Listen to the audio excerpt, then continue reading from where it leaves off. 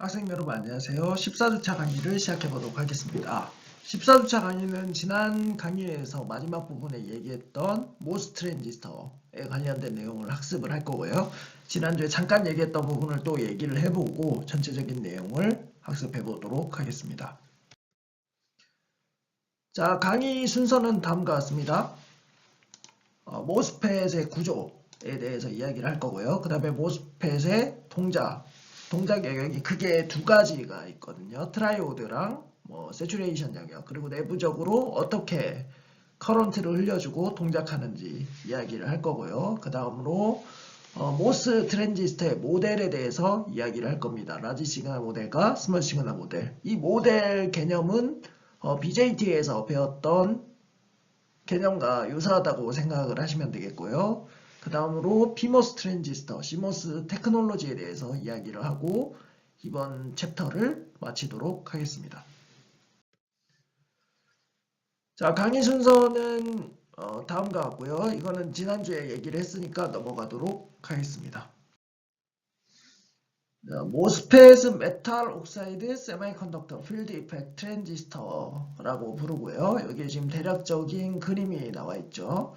여기 보면 총 3개의 단자가 있는 걸 알 수가 있습니다. 소스, 드레인, 그리고 게이트가 있죠. 각각 역할은 소스는 캐리어를 공급하는 곳, 그리고 드레인은 캐리어를 모으는 곳, 게이트는 여기 아래에 흐르는, 그러니까 소스와 드레인 사이에 흐르는 캐리어 플로우를 조절하는 역할을 한다라고 생각을 하시면 될 것 같습니다. 자, 그래서 채널, 즉 여기 게이트 아래에 생성되는 이 채널이 소스와 드레인 사이에 전류 흐름을 게이트 전압에 의해서 조절하는 소자다라고 생각을 하시면 되겠고, 그래서 필드 이펙트 트랜지스터라는 용어가 붙게 됩니다. 여기 게이트의 포텐셜을 변화시키면서 필드를 여기 이제 옥사이드 내에 생성시켜주고, 여기 옥사이드와 실리콘 계면에 채널이라고 하는 걸 형성시켜주냐 안 시켜주냐에 따라서 전류를 흘리나 안 흘리냐 이렇게 조절을 하는 거라고 생각을 하시면 되고요. 그건 뒤에서 차차 이야기를 하도록 하겠습니다. 자, 그래서 모스펫은 크게 두 가지 타입이 있습니다. N채널 모스펫, B채널 모스펫이 있는데, N채널 모스펫은 채널 캐리어가 일렉트론, 즉 전자인 소자를 얘기를 하는 거고요. 그러기 위해서는 기판은 P타입이고 소스와 드레인은 N타입 도핑이 되어 있는 소자입니다. 이걸 이제 N채널 모스펫이라고 하고요. 자, B채널 모스펫은 여기 나와 있는 것처럼 채널 캐리어가 홀입니다. 그래서 소스와 드레인에 홀이 도핑되어 있고 서브스트레이트는 N타입으로 되어 있는 소자라고 생각을 하시면 됩니다. 여기에 보이는 게 이제 실제 샘 사진이라고 하는 건데요. 실제 소자를 만들고 그거를 이제 잘라서 요렇게 잘라서 요 면을 본 거죠. 그래서 여기 게이트 들어가 있고 여기 아마 옥사이드가 여기 있을 거고요. 그 다음에 여기 소스, 드레인이 이렇게 들어가 있는 상태입니다. N채널 모스펫의 구조에 대해서 이야기를 해보도록 하겠습니다. 자, 우리가 이번 시간에 다루게 될 대부분의 소자들은 N채널 모스펫 소자를 기준으로 설명을 할 거고요. 그래서 강의 초반에 제가 콘텐츠를 얘기를 할 때 뒤에 챕터 중에 P채널 모스펫이 있었죠. 그래서 그거는 이제 폴라리티만 바꿔주면 되기 때문에 이해하기가 좀 쉬울 겁니다. 그래서 일단은 N채널 모스펫을 기준으로 동작이라든지 구조라든지 라지 시그널 모델, 스몰 시그널 모델을 설명을 하도록 하겠습니다. 자, 아까 앞에서 잠깐 얘기했듯이 N채널 모스펫은 보시는 것처럼 기판이 P타입으로 도핑이 되어 있고요. 그 다음에 소스와 드레인이 각각 N타입으로 고농도 도핑이 되어 있습니다. 그리고 이 소스와 드레인 사이 위에 게이트 옥사이드, 인슐레이터가 이렇게 들어가 있고요. 주로 이제 SiO2를 많이 쓰고 있다고 생각을 하시면 되겠고요. 그 위에 게이트라는 메탈을 올려줘서 소자를 제작을 합니다. 그래서 잘랐을 때 단면이 여기 지금 보이고 있죠.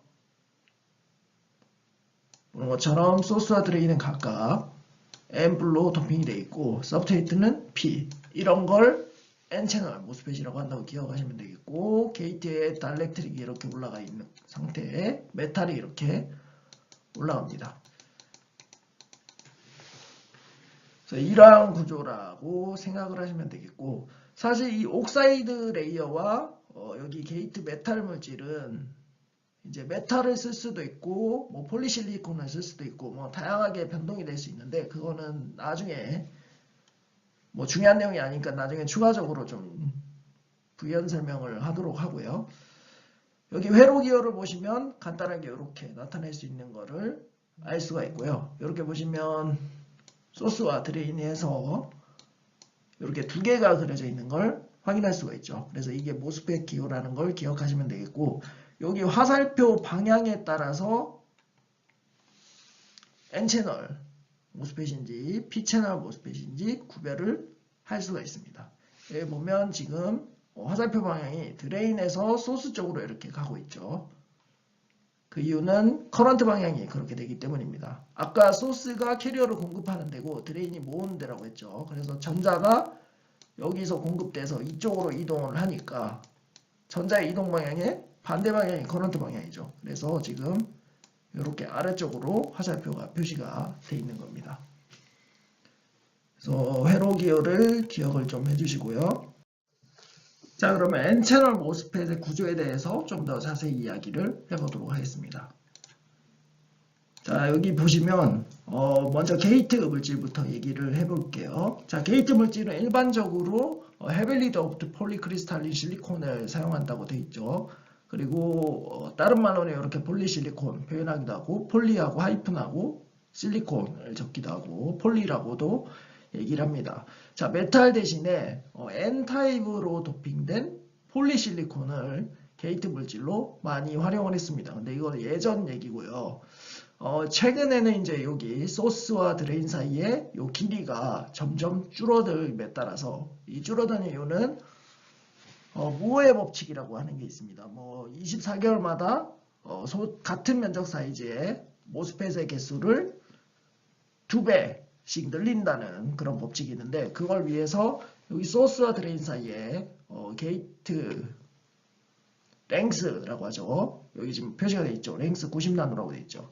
이거를 지금 거의 90나노지만 현재는 10나노대까지 줄였습니다. 10나노대까지 줄이면서 이 게이트 다이렉트릭 물질도 SiO2가 아니고 다른 물질을 사용하게 됐고, 그 물질을 사용함에 따라서 폴리실리콘을 게이트로 사용하면 어떤 문제가 발생해서 요즘에 이제 메탈 물질을 다시 활용을 하고 있습니다. 그래서 이런 게 있다라는 정도만 아시면 될 것 같고, 그 다음에 여기 보면 소스와 드레인은 같은 타입으로 도핑을 한다고 했죠. 그래서 N채널 모스펫은 소스와 드레인이 각각 N타입으로 하일리 되어 있습니다. 도핑 농도가 굉장히 높게 되어 있는 거죠. 반면에 기판은 P타입으로 반대가 되어 있는 걸 알 수가 있고요. 자, 그래서 기판은 P이고 여기는 N 플러스가 도핑되어 있죠. 그러면 PN 접합 다이오드가 이렇게 형성이 됩니다. 이렇게 형성이 된 걸 알 수가 있고, 우리가 분석을 할 때 그래서 나중에 이제 리키지 소스나 이런 거를 이제 여기에서는 다루지 않지만 뭐 나노전자 공학 수업이나 이런 데서 이야기를 할 때는 요 정션이 만들어진 걸 가지고 아마 분석을 하게 될 겁니다. 그리고 게이트 인슐레이터는 주로 SiO2 물질을 옛날에는 사용했고요. 두께가 보니까 거의 18옹스트롱이면 1.8나노 정도 되는 거고요. 그래서 이 두께가 너무 얇다 보니까 리키지 커런트가 이 방향으로 생길 수가 있죠. 너무 얇아서. 그래서 요즘은 이걸 안 쓰고 하이K라고 해서 다이렉트릭 콘스탄트가 더 큰 물질을 사용을 합니다. 그래서 이런 게 있다 정도만 머릿속에 기억을 하시면 되겠고요. 그래서 중요한 거는 소스와 드레인은 항상 같은 타입의 같은 농도로 만들어주고, 기판은 항상 소스와 드레인의 반대 타입이다. 그리고 절연 물질이 여기 소스와 드레인의 사이에 위쪽에 이렇게 존재를 하고, 그 위에 메탈이나 또는 폴리실리콘을 이렇게 증착시켜서 모스펫을 만들어준다 라고 기억을 하시면 될 것 같습니다. 그리고 나중에 차차 얘기를 하겠지만 여기 이제 실리콘과 옥사이드 계면 사이가 굉장히 중요한 역할을 하게 됩니다. 아까 앞에서 잠깐 얘기를 했지만 게이트 전압을 조절해서 여기에 어떤 캐리어 흐름을 조절을 하기 때문에 이게 굉장히 중요한 역할을 하게 됩니다. 자, 본격적으로 모스펫의 동작에 대해서 알아보기 위해서 우리가 모스 캐패시터에 대해서 학습을 해보도록 하겠습니다. 자, 모스 캐패시터는 여기 보시는 것처럼 여기에 메탈 또는 폴리실리콘이 이렇게 올라가 있는 거고요. 메탈 또는 폴리실리콘. 그리고 그 밑에 제가 다이렉트릭이 들어가 있다 했죠. SiO2라든지. 그래서 여기 인슐레이터가 들어가 있고, 그 다음에 기판이 존재한다고 했습니다. B타입 기판이 존재하죠. 이러한 구조를 모스 캐패시터라고 하고, 모스펫에서 전류를 흘릴 수 있는 트랜지스터를 만들기 위한 가장 핵심적인 부분이다라고 생각을 하시면 되겠습니다. 그래서 이거를 이해해야 모스펫의 동작을 이해할 수 있기 때문에 이거부터 얘기를 하겠습니다. 그래서 이 구조에서 소스 드레인을 이렇게 도핑해서 만들어준 게 모스펫이었죠. 그래서 그 중에서 핵심적인 부분, 이 게이트 영역 부분만 떼서 먼저 분석을 해보도록 하겠습니다. 자, 이때 기판과 그리고 여기 이제 인슐레이터 위쪽에 메탈 또는 폴리실리콘이 올라가 있기 때문에 여기에 캡이 생성이 되죠. 여기에 캡이 생성이 됩니다. 그래서 모스 캐패시터라고 부르는 거고요. 그리고 추가적으로 이 계면 사이에도 전압에 따라서 캐패시터 값이 존재를 합니다. 그래서 모스 캐패시터는 여기 인슐레이터에 의해서 생기는 캐패시턴스 성분과 여기에 인슐레이터와 기판 경계에서 생기는 캐패시턴스가 직렬로 연결된 소자다라고 생각을 하시면 되겠습니다. 자, 아까 제가 폴리실리콘에 대해서 얘기를 자세히 안 했던 것 같은데 폴리실리콘은 결정이 여러 개가 모여있는 물질이라고 생각을 하시면 됩니다. 그냥 크리스탈 실리콘은 결정 방향이 하나로 쭉 이루어진 거고 폴리실리콘은 결정 방향이 서로 다른 것들이 모여서 만들어진 실리콘이다 라고 생각을 하시면 되겠습니다. 자, 모스 캐패시터에서 메탈 쪽에 가해주는 전압, 여기서는 지금 게이트라고 했죠. 왜냐하면 모스펫에서 어차피 게이트니까 게이트라고 표기를 한 거고요. 이 전압이 변함에 따라서 어떠한 일이 일어나는지 나타낸 그림이 여기에 있습니다. 자, 여기에 전압을 바꿔주면 어떠한 현상이 생기냐. 여기 옥사이드 레이어가 존재를 하죠.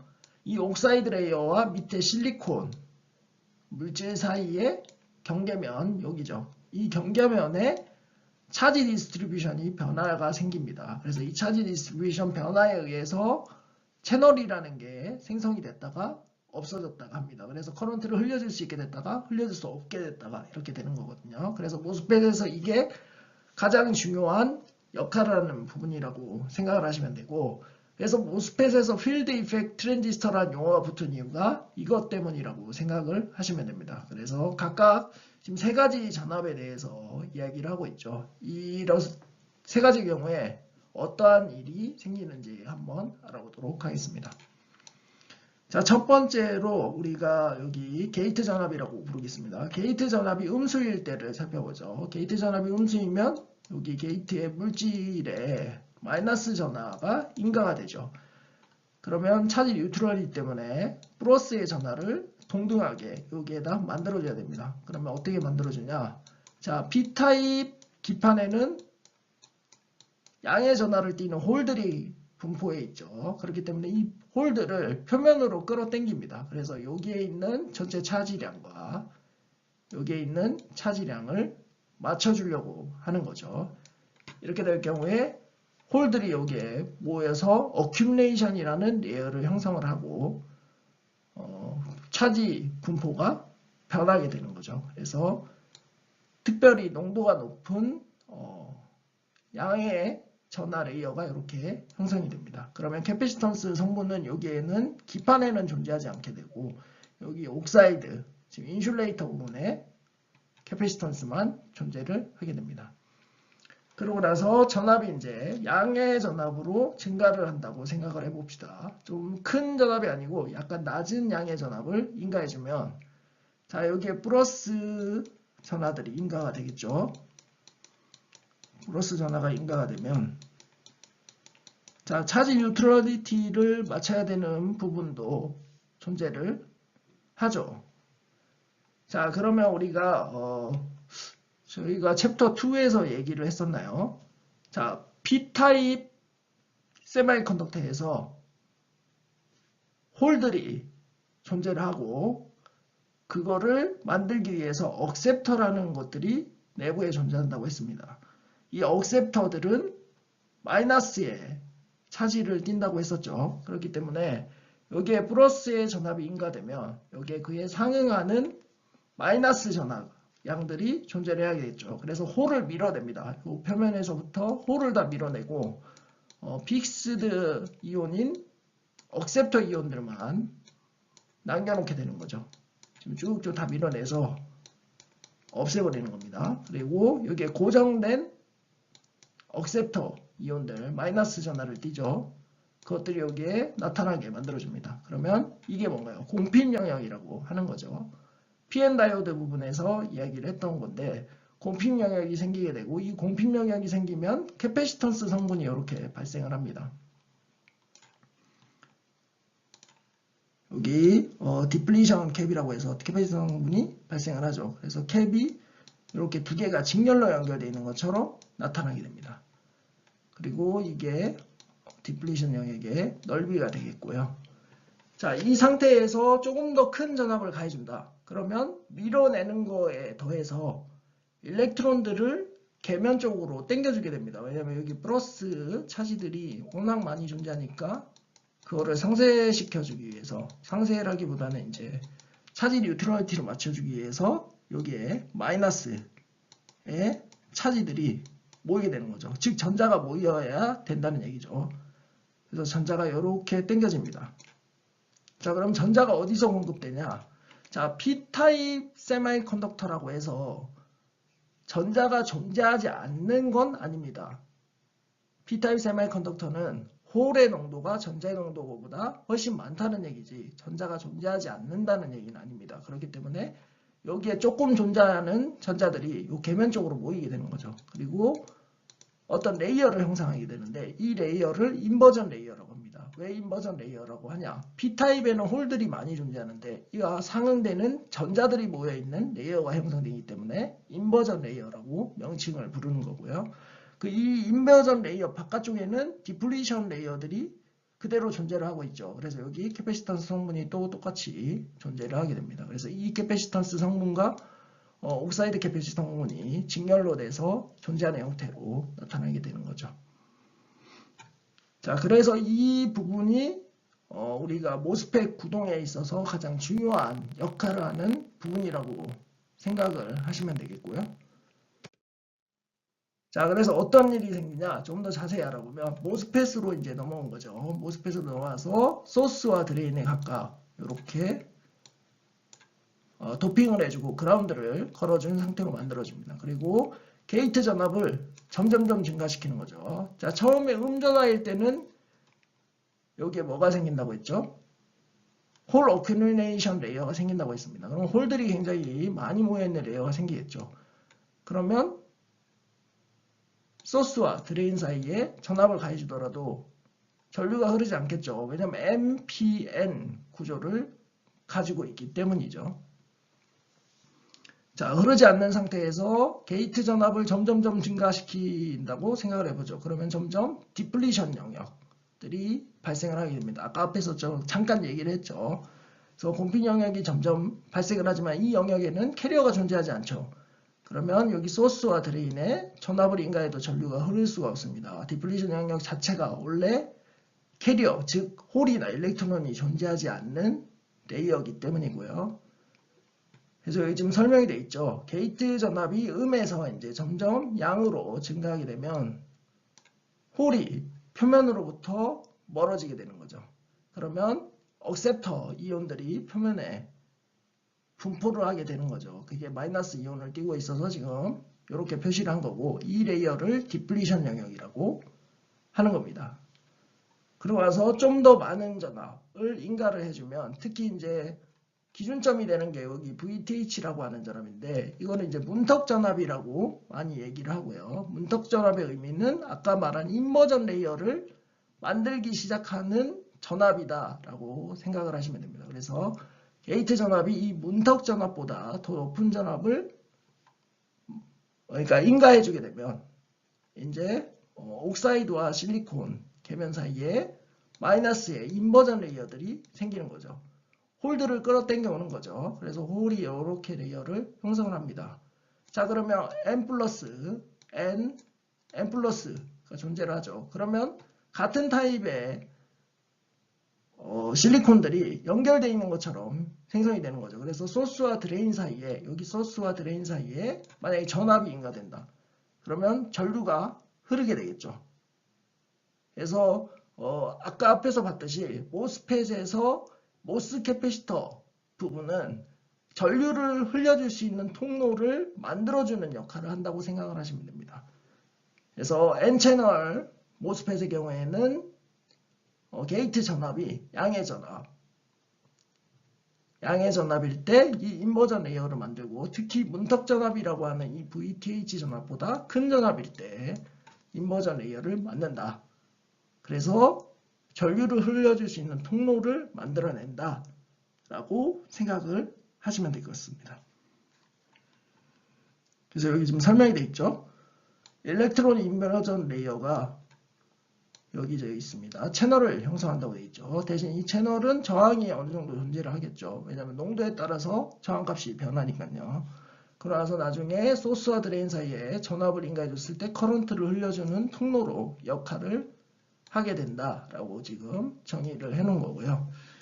자, 여기까지 이해를 하셨나요? 게이트 전압에 의해서 우리가 뭘 조절하냐? 필드 이펙트.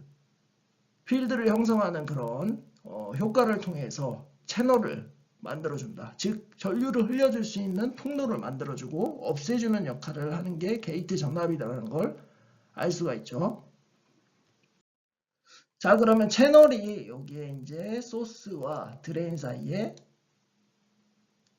생성이 됐다고 하죠. 다르게 말하면 이제 인버전 레이어죠. 우리가 앞에서 배웠으니까 이제 알겠죠. 자, 인버전 레이어가 생겼을 때 이 인버전 레이어의 차지 덴시티가 어떻게 되는지 한번 구해보도록 하겠습니다. 이 차지 덴시티를 어떻게 구하냐?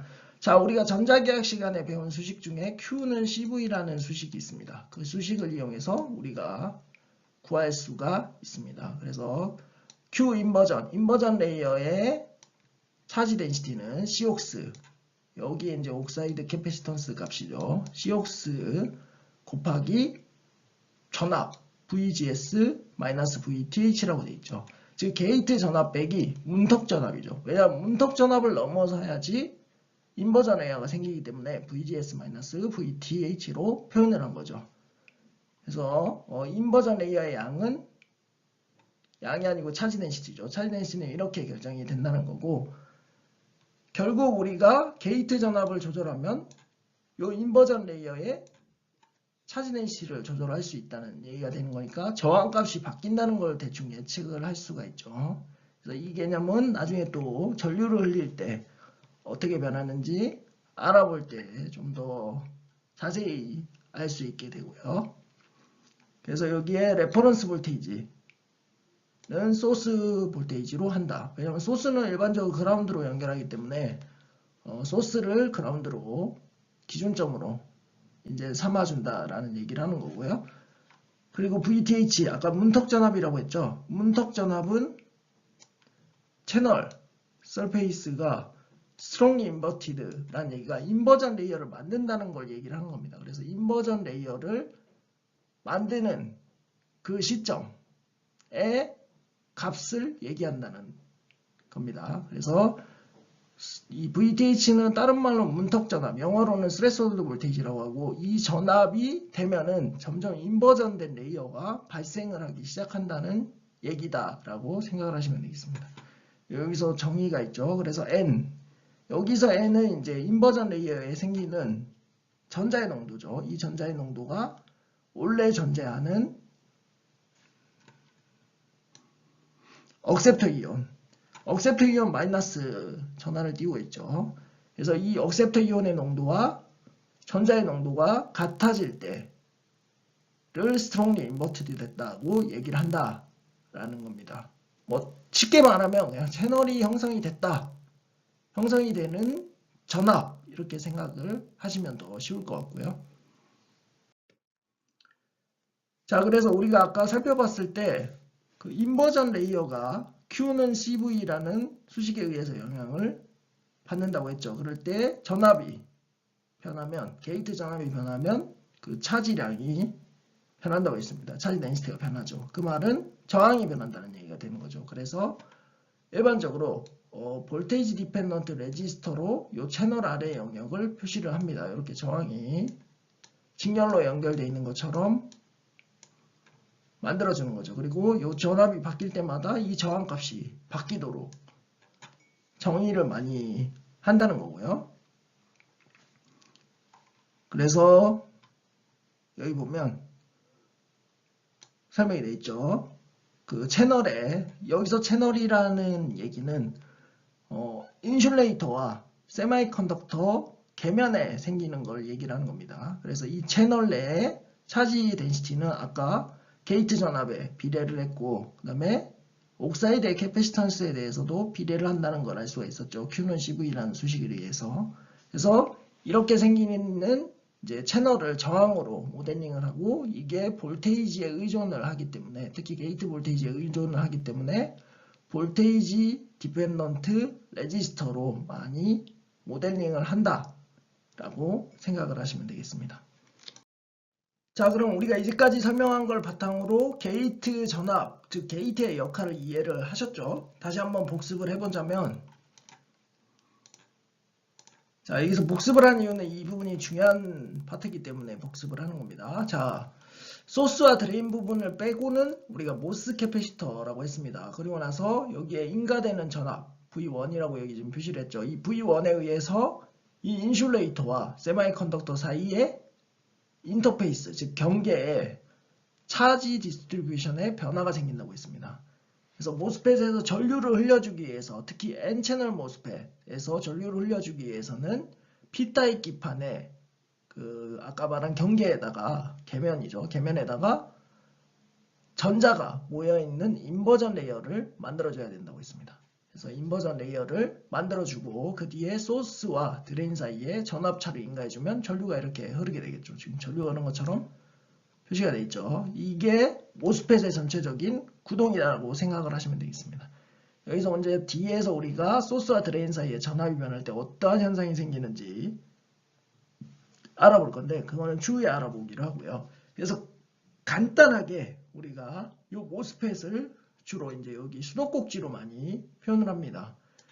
그래서 여기에 만약에 버튼을 눌렀을 때 물이 나오는 수도꼭지가 있다고 하면 여기 버튼이 모스펫에서 게이트 부분이라고 생각을 하시면 되겠고, 그 다음에 소스와 드레인 사이에 전압차는 수압차라고 얘기를 하면 되겠습니다. 그래서 일반적으로 물을 흘려주는 수도 시스템이랑 모스펫을 많이 비교를 합니다. 특히 수도꼭지랑요.